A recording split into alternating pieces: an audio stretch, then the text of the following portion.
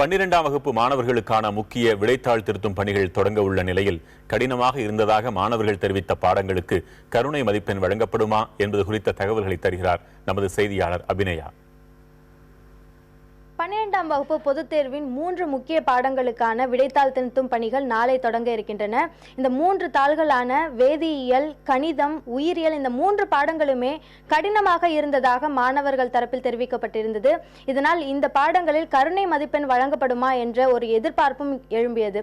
நமக்கு கிடைத்திருக்கும் நம்பத்தகுந்த தகவலின் அடிப்படையில் பார்க்கும்போது அச்சுப்பிழை இருக்கக்கூடிய கேள்விகளுக்கும் அதேபோல் பாடத்திட்டத்தில் இல்லாத கேள்விகளுக்கும் மட்டுமே கருணை மதிப்பெண் வழங்கப்படும். அதன் அடிப்படையில் வேதியியல் பாடத்தில் 70B கேள்விக்கு மாணவர்கள் பதிலளிக்க முயற்சித்திருந்தால் 5 மதிப்பெண்ணும், 1 மதிப்பெண் வினா 17வது 1 மதிப்பெண் வினாவிற்கு 1 மதிப்பெண் என 6 மதிப்பெண் கருணை மதிப்பெண்ணாக வேதியியல் பாடத்திற்கு வழங்க முடிவெடுக்கப்பட்டிருக்கிறது. ஆனால் அதனை தாண்டி கணித பாடத்திற்கோ உயிரியலில் விலங்கியல் பாடம் மட்டுமே கடினமாக இருந்ததாக மாணவர்கள் தரப்பில் சொல்லப்பட்டது. அந்த விலங்கியல் பாடத்திற்கோ கருணை மதிப்பெண் எதுவும் வழங்கப்படவில்லை.